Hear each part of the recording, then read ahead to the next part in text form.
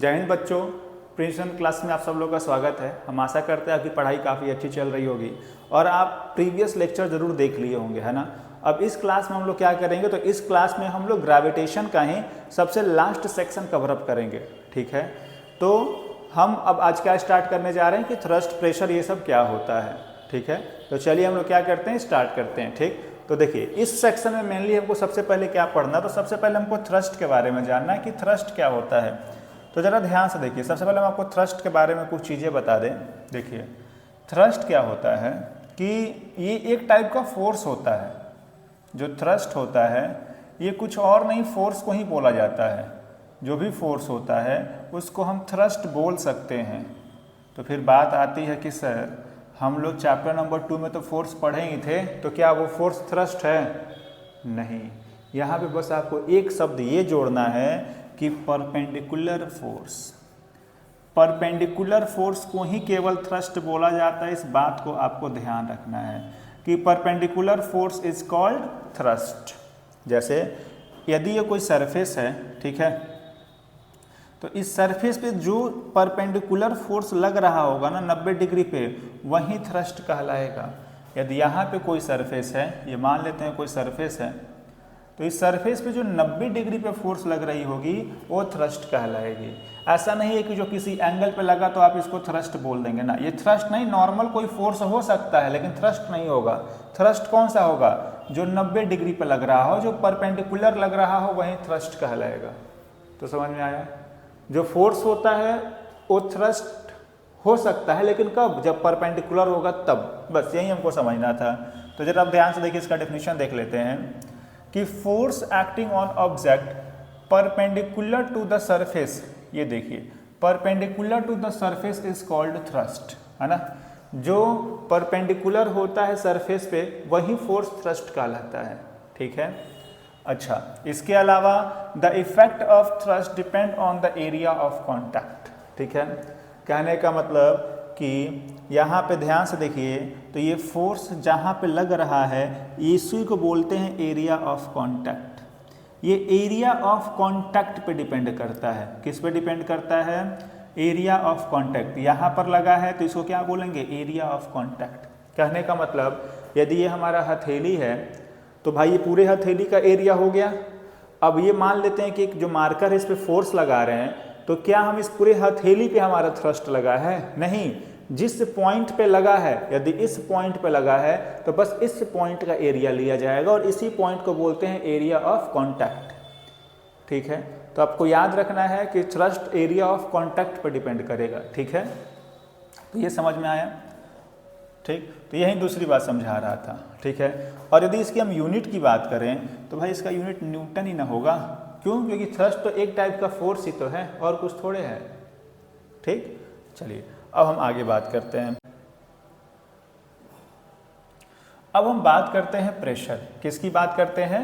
Pressure की, कि pressure क्या होता है। तो जरा ध्यान से देखिए, प्रेशर क्या होता है। तो जो हम लोग अभी थ्रस्ट पढ़े हैं ना, क्या पढ़े हैं? थ्रस्ट। तो थ्रस्ट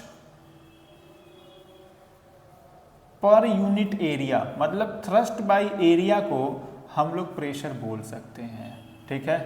थ्रस्ट बाय एरिया ही क्या कहलाता है? प्रेशर कहलाता है। या फिर आप ये नहीं बोलना चाहते हैं तो आप ये बोल दीजिए परपेंडिकुलर फोर्स, परपेंडिकुलर फोर्स पर unit area is called pressure. आप दोनों में से जो मन करे वो बोल दीजिए, दोनों बातें सही हैं, ठीक है। परपेंडिकुलर फोर्स को थ्रस्ट बोला जाता है, तो थ्रस्ट पर यूनिट एरिया या परपेंडिकुलर फोर्स पर unit area is called pressure, ठीक है।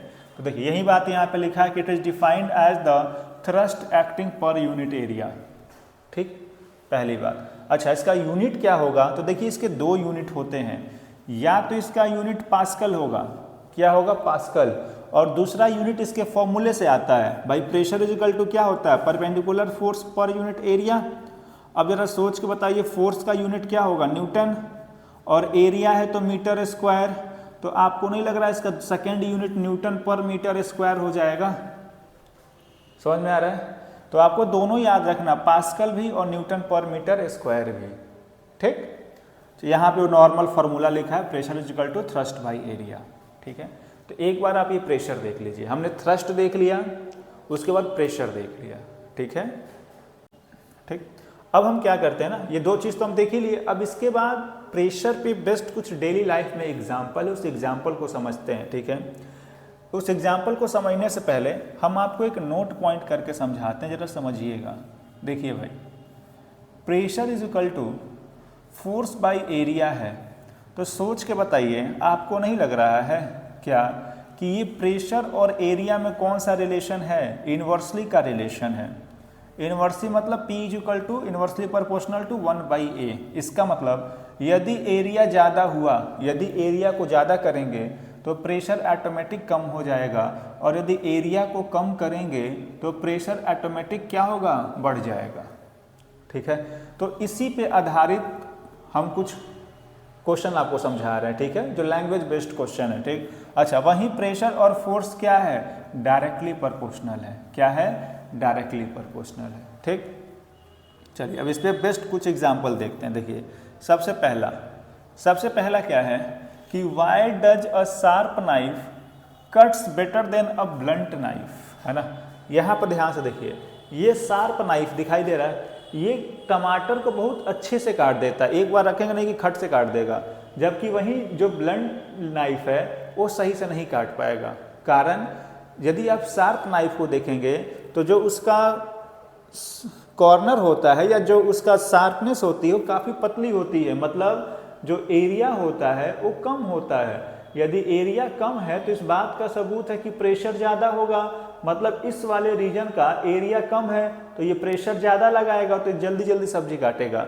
जबकि वहीं यहाँ पे एरिया ज़्यादा है तो प्रेशर लगा नहीं पा रहा है, तो थोड़ा धीरे धीरे काटेगा। समझ में आया? सारा खेल एरिया का है ना। जो भी शार्प चीज़ें होती हैं उसका एरिया एकदम कम रखा जाता है। अब नीडल को देखिए, एक नीडल को चुभोएंगे अपने हाथ पे तो जल्दी आपको चुभेगा, जबकि अभी इस मार्कर से करेंगे तो नहीं होगा। कारण, क्योंकि नीडल का आगे वाला हिस्सा देखिए एकदम पतला है, उसका एरिया जितना कम प्रेशर उतना ज़्यादा, ठीक है।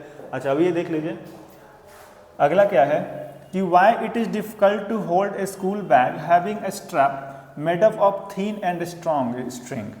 भाई ध्यान से देखिए, जो आप बैग लेकर जाते हैं, यदि आपका बैग का जो स्ट्रिप, जो यहाँ स्ट्रिप होता है, यदि वो स्ट्रिप पतला है तो आपको बैग वहीं बहुत भारी लगेगा, लेकिन यदि ये स्ट्रिप मोटा है तो फिर आपको भारी नहीं लगेगा। कारण क्या है? देखिए, यदि स्ट्रिप पतला हुआ तो एरिया कम तो प्रेशर ज़्यादा तो आपके ऊपर फोर्स ज़्यादा लगेगा। क्यों? क्योंकि प्रेशर और फोर्स डायरेक्टली प्रोपोर्शनल होते हैं, ठीक। तो आप जल्दी थक जाएंगे, आपको लगेगा कि बहुत ज़्यादा भारी है। लेकिन वहीं यदि स्ट्रिप चौड़ा है तो एरिया ज़्यादा तो प्रेशर कम, और प्रेशर कम होने से आपके ऊपर फोर्स का कम आभास होगा, आपको लगेगा कि बहुत हल्का, मतलब बहुत हल्का तो नहीं लेकिन कम फील होगा फोर्स, ठीक है। तो हमको उम्मीद करते हैं अब आपको ये समझ में आ गया होगा कि जो आपकी बैग होती है उसकी स्ट्रिप चौड़ी क्यों बनाई जाती है। चौड़ी इसलिए बनाई जाती है ताकि आपको ज़्यादा फोर्स का आभास ना हो, ठीक है। चलिए हम लोग आगे बढ़ते हैं। अब देखिए, आगे है कि why does nail have a sharp and. भाई, जो नेल होती हैं, जो भी काटी होता है, आगे वाला हिस्सा शार्प क्यों रखा जाता है? भाई, काटी को दीवार में हमको क्या करना है? ठोकना है। दीवार के अंदर पूरा सीमेंट है कि नहीं? तो यदि सीमेंट को पार करना है तो आगे पतला होना चाहिए। क्यों? क्योंकि जब एरिया कम रखा जाएगा तो प्रेशर बढ़ जाएगा, और जैसे प्रेशर बढ़ेगा उतना ही आसानी से वो अंदर चलता चला जाएगा, ठीक है। चलिए वैसे ही आगे बढ़ते हैं कि why does camel have broad feet. भाई, आप ऊंट के पैर को देखिए, चौड़े चौड़े होते हैं, ब्रॉड होते हैं, कारण इनको रेगिस्तान पे चलना है। यही नहीं, रेगिस्तान में चलने वाले गाड़ियों को देखिएगा, उनका टायर भी मोटा मोटा होता है। मोटा क्यों होता है? ताकि हम एरिया बढ़ा सकें। एरिया बढ़ने से प्रेशर कम लगेगा, और प्रेशर कम लगेगा तो फोर्स कम लगेगा, तो ये जो पैर है बालू में धंसेंगे नहीं। वहीं यदि एरिया कम होता तो प्रेशर ज़्यादा लगता, प्रेशर ज़्यादा लगने से फोर्स ज़्यादा लगता, और फोर्स ज़्यादा लगता तो रेत जो बालू होता उसमें पैर और गाड़ी की टायर क्या होती? धंसती चली जाती, फिर आगे बढ़ ही नहीं पाता, ठीक है। तो यही कारण है कि इनका जो पैर चौड़ा होता है, या जो वहाँ पे गाड़ियाँ चलाई जाती हैं रेगिस्तान में, वहाँ पे बालू पे उसकी टायर भी मोटी रखी जाती है, ठीक। तो ये कुछ देखिए बेसिक एग्जाम्पल हैं किसके? प्रेशर के, ठीक है।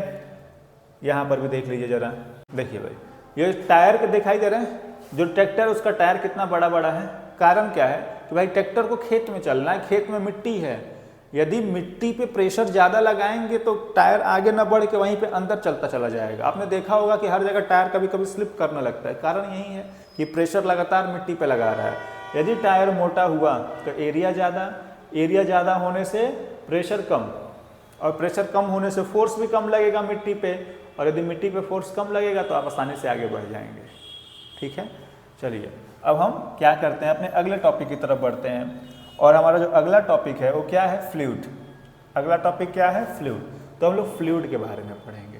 ठीक है, फ्लूइड क्या होता है, सबसे पहले हम फ्लूइड के बारे में समझ लेते हैं, उसके बाद ये समझेंगे फ्लूइड।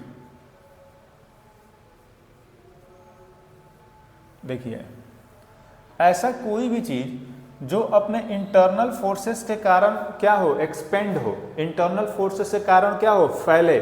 जैसे इस क्लास में एयर है, तो क्लास में जो एयर है, एयर के अंदर जो इंटरनल फोर्सेस उसको एक्सपेंड करने में हेल्प करती हैं। वैसे लिक्विड है, लिक्विड भी फ्लो होता है ना। तो अपने इंटरनल फोर्सेस के कारण जो भी सब्सटेंस फ्लो होगा वही फ्लूइड कहलाता है। तो याद रखिएगा, जो सब्सटेंस आसानी से फ्लो हो जाए, है ना, अपने इंटरनल फोर्सेस के कारण वही फ्लूइड है। और हमारे पास फ्लूइड में दो चीज़ आती हैं, कौन कौन सी, या तो लिक्विड आएगा, या तो क्या आएगा, गैस आएगा, है ना।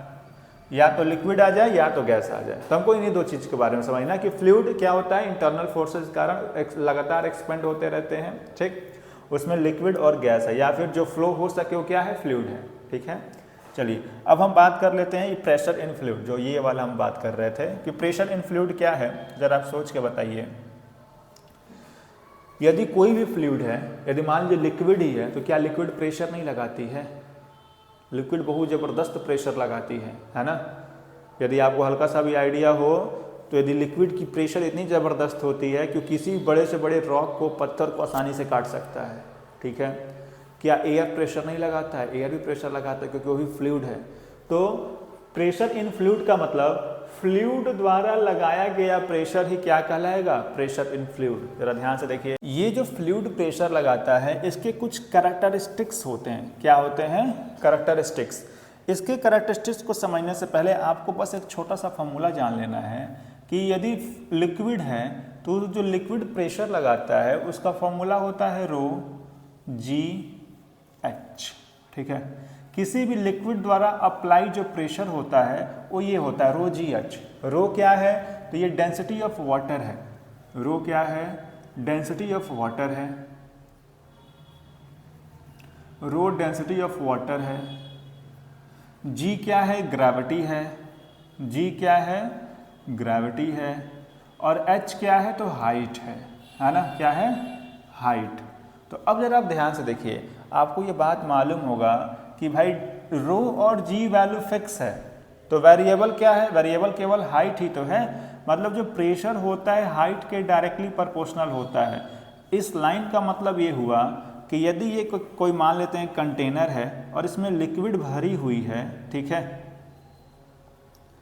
और यहाँ पे यदि 3 लोग हैं, है ना, एक मान लेते हैं कि ए पोजीशन पे कोई है, दूसरा बी पोजीशन पे है और तीसरा सी पोजीशन पे है, ए बी सी, है ना। तो ये जो हाइट होता है सरफेस से लिया जाता है। कहाँ से लिया जाता है, सरफेस से।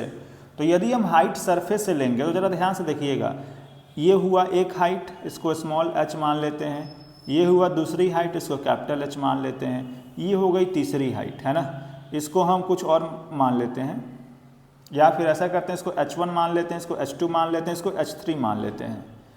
अब आप खुद सोच के बताइए, सबसे ज़्यादा हाइट किसकी है, H3 की है। सबसे ज़्यादा हाइट H3 की है, उससे थोड़ी कम हाइट H2 की है, और सबसे कम हाइट क्या है, H1 है ना। और ये फॉर्मूला क्या कहता है कि जिसकी हाइट जितनी ज़्यादा प्रेशर उतनी ही ज़्यादा लगेगी। तो सबसे ज़्यादा प्रेशर कहाँ लगेगा, ए पे लगेगा। समझ में आ रहा है। उससे थोड़ा कम कहाँ लगेगा, बी पे लगेगा। उससे थोड़ा कम कहाँ लगेगा, सी पे। मतलब सबसे ज़्यादा प्रेशर लगना होगा तो ए पे लगेगा, उससे थोड़ा सा कम बी पे लगेगा, और सबसे कम प्रेशर कहाँ लगेगा, सी पे लगेगा। समझ में आ रहा है। तो ये बात आपको समझ में आया, ठीक है।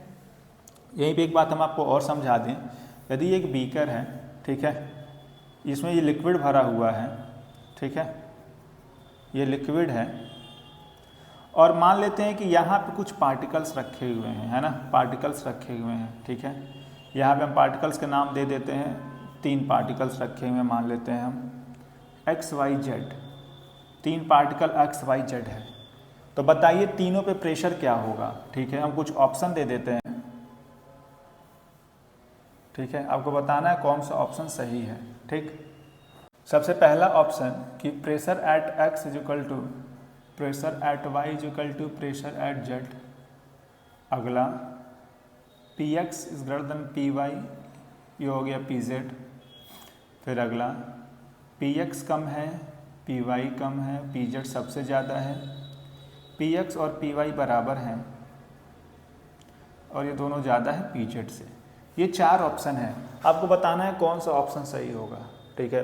तो ज़रा आप खुद सोचिए और सोच के बताइए क्या कि भाई पार्टिकल x हो, y हो चाहे z हो, ऊपर से तीनों का हाइट क्या है, सेम है। यदि तीनों का हाइट सेम है तो प्रेशर डायरेक्टली हाइट पे ही डिपेंड करता है। किस पर डिपेंड करता है, हाइट पे। यदि तीनों की हाइट सेम है तो x पे लगने वाला प्रेशर, y पे लगने वाला प्रेशर और z पे लगने वाला प्रेशर तीनों बराबर ही तो होगा, है कि नहीं। ये उस समय होता है जब हाइट की फ्लक्चुएशन आती है। हाइट तो सेम है, इसका मतलब सेम हाइट पे प्रेशर हमेशा सेम लगता है और हम जितना ज़्यादा नीचे जाएंगे प्रेशर उतनी बढ़ती चली जाएगी, ठीक है। तो अब जरा आप ध्यान से देखिए, अब आपको ये कैरेक्टरिस्टिक्स समझ में आ जाएगा। क्या सबसे पहला क्या है कि it give depth pressure remains the same. कहने का मतलब क्या है, एट अ गिवन डेप्थ, मतलब यदि आपको हाइट पहले से पता चल जाए कि हाँ भाई इसी हाइट पे है, जैसे यदि ये ऑब्जेक्ट है इसकी हाइट पता है तो इस हाइट पे ऊपर से जो भी प्रेशर लग रहा होगा हमेशा सेम लगेगा। सेम हाइट पे प्रेशर हमेशा सेम लगता है, ठीक है। दूसरा point, it depends on the height और डेप्थ ऑफ द लिक्विड। दिखाई दे रहा है, हम कितना डेप्थ में है, कितना ऊपर से नीचे हैं, है ना, उस पर ये प्रेशर डिपेंड करेगा, ठीक। और तीसरी बात, ये शेप और साइज ऑफ कंटेनर से इंडिपेंडेंट होता है, मतलब इस कंटेनर के शेप और साइज पर डिपेंड नहीं करता है, ठीक है। तो हम उम्मीद करते हैं आपको ये तीनों बात समझ में आ गया होगा, ठीक। चलिए अब हम लोग आगे बढ़ते हैं, ठीक है। और अब हम लोग बात कर लेते हैं बायोंट फोर्स के बारे में कि बायोंट फोर्स क्या होता है। ज़रा ध्यान से देखिए, सबसे पहले हम आपको समझा दें। क्या, ये मान लेते हैं बीकर है, ठीक है, इसमें लिक्विड है, ठीक। अब यदि इसमें कोई ऑब्जेक्ट डाला जाएगा ना, यदि इसमें मान लेते हैं ऑब्जेक्ट डाल रहे हैं, तो याद रखना जितना ऑब्जेक्ट इमर्स्ड पार्ट है, इमर्स्ड का मतलब जो डूबा हुआ हिस्सा है, ठीक है। यदि इतना हिस्सा डूबा हुआ है, ठीक है, तो बस इस डूबे हुए वाले हिस्से पे ही फोर्स लगेगा। और कौन सा फोर्स लगेगा, तो ध्यान से देखिए आप लोग, ये लिक्विड लगातार इस पे नीचे से ऊपर की तरफ एक फोर्स लगा रही होगी, है ना। अब ये नीचे से ऊपर की तरफ जो फोर्स लग रहा है, इसी फोर्स को बायोंट फोर्स बोला जाता है। कौन सा फोर्स बोला जाता है, बायोंट फोर्स, ठीक है। या इसी को हम अप थ्रस्ट फोर्स भी बोलते हैं। अप क्यों, अप का मतलब ऊपर की तरफ लेकर जा रहा है ना, और थ्रस्ट का मतलब ये परपेंडिकुलर लग रहा है, तो इसको अप थ्रस्ट फोर्स भी बोल सकते हैं। क्या बोल सकते हैं, अप थ्रस्ट फोर्स। तो समझ में आ रहा है, जितना हिस्सा पानी के अंदर डूबा होगा, पानी उस पर लगातार ऊपर की तरफ एक फोर्स लगा रही होगी, उसी को अप थ्रस्ट या बायोंट फोर्स बोला जाता है, ठीक। चलिए अब इसका डिफिनीशन हम आपको यहाँ से समझा देते हैं, ध्यान से देखिए। द बायोंट फोर्स और buoyancy is the upward force. ये दिखाई दे रहा है, ये अपवर्ड फोर्स होता है एक्सर्टेड ऑन ऑब्जेक्ट होली और partially immersed in fluid. Holi मतलब यदि पूरा डूबा हुआ है तो भी ऊपर की तरफ लिक्विड फोर्स लगाएगी, पार्शियली मतलब आधा डूबा हुआ है तो भी नीचे से फोर्स लगाएगी। तो होली हो या पार्शियली हो, जितना डूबा होगा उतने पे ही लिक्विड नीचे से फोर्स लगाएगी। उसी को हम लोग क्या बोलते हैं, बायोंसी फोर्स बोलते हैं, या उसी को अपथ्रस्ट फोर्स बोला जाता है। क्या बोला जाता है, अपथ्रस्ट फोर्स बोला जाता है, ठीक है। अब हम लोग आगे बात करते हैं क्या कि ये किस किस फैक्टर पे डिपेंड करता है। तो जरा ध्यान से देखिए, सबसे पहला फैक्टर है डेंसिटी ऑफ द फ्लूइड। ये किस पे डिपेंड करेगा, डेंसिटी पे, है ना। अभी हम बताते हैं कि कैसे डेंसिटी पे डिपेंड करेगा, ठीक। और दूसरा है वॉल्यूम पे। भाई जितना बड़ा ऑब्जेक्ट होगा, ठीक है, उतना ही ज़्यादा उसके ऊपर अपथ्रस्ट लगेगा, सिंपल सी बात है। यदि इस कलम को हम यदि डालते हैं तो उस पर कम अपथ्रस्ट लगेगा, लेकिन वहीं इसके प्लेस पे हम कुछ बड़ा ऑब्जेक्ट डालेंगे तो उस पर ज़्यादा लगेगा, क्योंकि उसका वॉल्यूम बढ़ गया। वॉल्यूम बढ़ने से पॉइंट ऑफ कॉन्टैक्ट बढ़ेगा लिक्विड का, ठीक है। तो अब जरा आप ध्यान से देखिए, आपको एक हम बात समझा दें, ये कैसे डेंसिटी पर डिपेंड करेगा हम आपको ये समझा देते हैं। जरा ध्यान से देखिए, हमारे पास दो डेंसिटी हो सकता है ना, या तो डेंसिटी ऑफ ऑब्जेक्ट होगा पहला, और दूसरा डेंसिटी ऑफ वाटर होगा, ठीक है। तो यहाँ से तीन कंडीशन बनते हैं। कितने कंडीशन बनते हैं? तीन। देखिए ये दो चीज़ें होंगी, या तो डेंसिटी ऑफ ऑब्जेक्ट होगा या तो डेंसिटी ऑफ,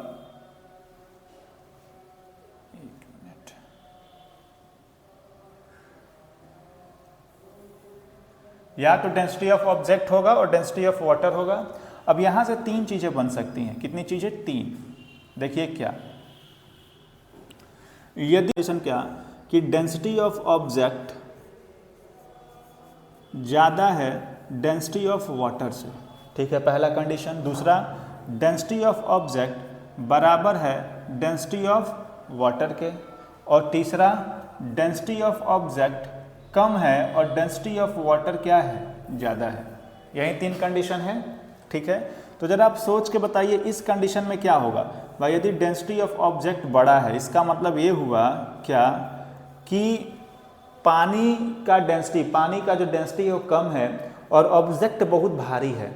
तो किसी भी आप भारी ऑब्जेक्ट को, पत्थर को डालिए पानी में तुरंत डूब जाएगा, कारण पत्थर का डेंसिटी ज़्यादा है और पानी का डेंसिटी कम है।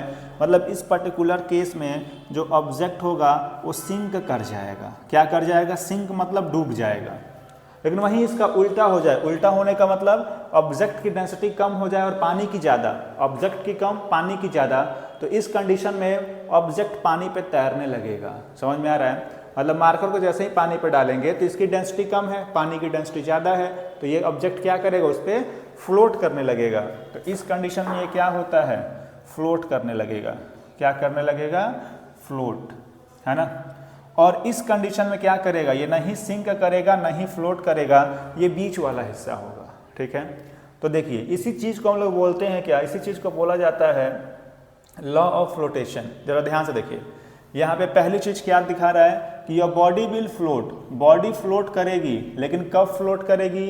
ये बात आपको मालूम होगा कब? कि density is less than density of liquid. मतलब जो ऑब्जेक्ट की डेंसिटी है ये हर हाल में छोटी होनी चाहिए डेंसिटी ऑफ वाटर की, है ना, ठीक, तभी तो करेगा। ये बात अभी समझाएं हम आपको कि डेंसिटी ऑफ ऑब्जेक्ट जब डेंसिटी ऑफ वाटर से कम होगा तो क्या करेगा? फ्लोट करेगा। अच्छा, वहीं आप ये देख लीजिए कि a body will equilibrium at any submerge depth if the density, अच्छा ये इक्विलिब्रियम में होगा तो कब होगा? जब density of body equal to density of liquid हो।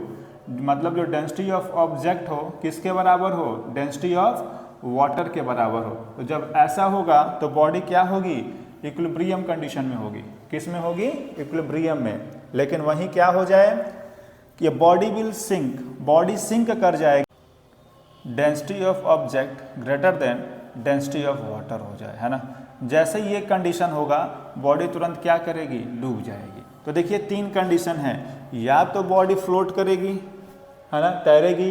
तैरने का कंडीशन क्या हो गया? ये ऑब्जेक्ट की डेंसिटी कम होनी चाहिए, किससे? वाटर से, ठीक है। या तो बॉडी सिंक कर जाएगी, सिंक का हमारा कंडीशन ये, ऑब्जेक्ट की डेंसिटी ज़्यादा होना चाहिए, किससे? पानी से। और सस्पेंडेड का मतलब बीच में लटका रहेगा। ये कब होगा?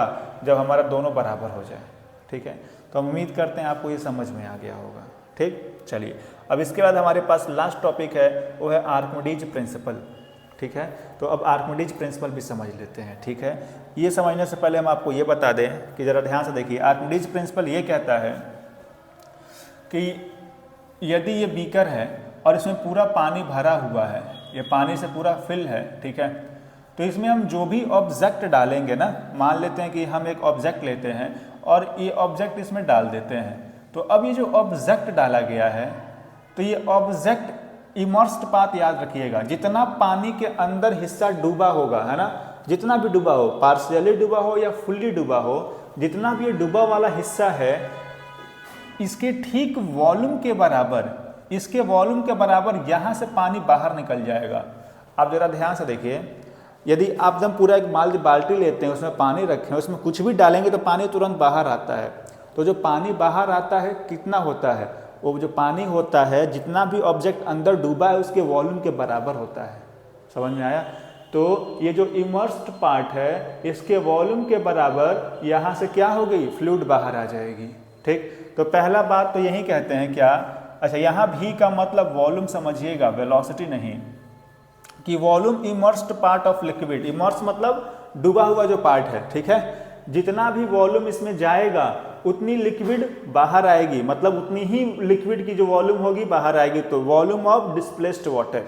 ठीक है, और जैसे जैसे यहाँ से अंदर ये बॉल जाता जाएगा तो इतना दूर का जो हमारा फ्लूइड होगा वो डिस्प्लेस ही तो होगा, और डिस्प्लेस होकर किधर आएगा, बाहर आएगा, तो डिस्प्लेस वाटर के क्या होगा, बराबर होगा, पहली बात। ठीक है, अच्छा वहीं दूसरी बात आप ये समझ लीजिए कि यहाँ जो पानी बाहर आ रहा है, यहाँ जो पानी बाहर आ रहा है, इसका यदि हम लोग फोर्स निकालें, और फोर्स को ही वेट बोला जाता है, फोर्स निकालें या वेट निकालें, तो जो वेट ऑफ डिस्प्लेस्ड वाटर है ना, जो पानी डिस्प्लेस हुआ है, वो कुछ और नहीं बायोंट फोर्स के बराबर होता है।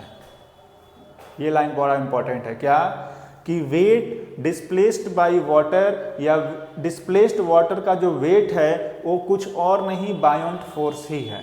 ठीक है, अब इसी चीज़ को देखिए यहाँ पे बताया गया है, जरा इसका डेफिनेशन आप ध्यान से देखिए, क्या कि Archimedes principal states that when object is partially और फुल्ली इमर्स्ड इन फ्लूइड, है ना, जब पूरा डूबा हुआ हो या आधा डूबा हुआ हो, it experiences a upward force, पूरा डूबेगा चाहे आधा डूबेगा तो वो क्या करेगा, एक अपवर्ड फोर्स एक्सपीरियंस करेगा, और उसको बायोंट फोर्स बोला जाता है। अभी बताए हैं बायोंसी में कि लिक्विड हमेशा ऊपर की तरफ फोर्स लगाती है, उसको क्या बोलते हैं, बायोंट फोर्स या अपवर्ड फोर्स या अपथ्रस्ट फोर्स। ठीक है, अब ये अपथ्रस्ट फोर्स किसके बराबर होता है, that is equal to weight of fluid displaced by water. यही बात अभी समझाए हैं कि यहाँ पे ध्यान से देखिए, यही बात हम समझा रहे थे कि जो बायोंट फोर्स होता है वो वेट ऑफ डिस्प्लेस्ड वाटर के बराबर होता है। समझ में आया यहाँ पे कि जो हमारा बायोंट फोर्स है वो wait of fluid displaced by object के क्या होगा, बराबर होगा। मतलब जितना पानी बाहर निकला है या जितना पानी ऑब्जेक्ट द्वारा डिस्प्लेस किया गया है वो क्या होगा, कुछ और नहीं अपथ्रस्ट फोर्स को या बायोंट फोर्स को ही बता रहा है। ठीक है, कोई समस्या? अब इसी आर्किमिडीज प्रिंसिपल पे बहुत सारा एप्लीकेशन है ना। आज भी जो बड़े बड़े सबमरीन, बोट ये जो बनाए जाते हैं, या इलेक्ट्रोमीटर, हाइड्रोमीटर जो बनाया जाता है, ये कहीं ना कहीं आर्किमिडीज प्रिंसिपल का ही देन है। यदि ये प्रिंसिपल नहीं होता तो आज नेवी हमारे पास नहीं होती। समझ में आ रहा है? तो ज़रा ध्यान से देख लीजिए, इसे सबसे पहले एप्लीकेशन में ही आ जाता है सबमरीन। सबमरीन कैसे काम करता है, जब इसको अंदर जाना होता है तो अपने टैंक में पानी भर लेता है, टैंक में पानी भरने से क्या होता है, ये सिंक कर जाता है। जब ऊपर आना होता है तो टैंक को खाली कर देता है तो ऊपर आ जाता है ना। तो ये हो गया सबमरीन। इसके अलावा इसके एप्लीकेशन में आप और देख लीजिए, इसके अलावा हमारे पास और क्या है, तो हाइड्रोमीटर है। ठीक है, इसके अलावा इलेक्ट्रोमीटर और मैन्युफैक्चरिंग ऑफ सीप और बोट और सबमरीन तो खैर है ही है। ठीक है, अच्छा ये आप याद रखिएगा, इलेक्ट्रोमीटर क्या इस्तेमाल होता है, तो जो दूध होता है उसकी शुद्धता को नापने के लिए इस्तेमाल होता है। ठीक है, तो यहाँ पे जो हमारा एक चैप्टर है ना एकदम अच्छे तरीके से ख़त्म हो जाता है। ठीक है, तो उम्मीद करते हैं कि आपको ये सब जरूर समझ में आया होगा। ठीक, अब यहाँ पे ग्रेविटेशन चैप्टर पूरा ऊपर से लेकर नीचे तक सब कुछ खत्म हो चुका है। ठीक, अब इसमें केवल न्यूमेरिकल बच गया है। यदि आपको न्यूमेरिकल प्रैक्टिस करना होगा तो बताइएगा कि हम सेपरेट वीडियो लाएंगे, उसमें न्यूमेरिकल करवा देंगे। ठीक, बाकी एक बार आप चारों पार्ट देख लीजिएगा, इस वीडियो के डिस्क्रिप्शन में हम चारों पार्ट का लिंक दे देंगे ताकि आपको कहीं ज़्यादा खोजना ना पड़े। ठीक है, बाकी आप पढ़ते रहिए, बाकी हम लोग मिलते हैं नेक्स्ट क्लास में एक नई वीडियो के साथ। तब तक के लिए धन्यवाद।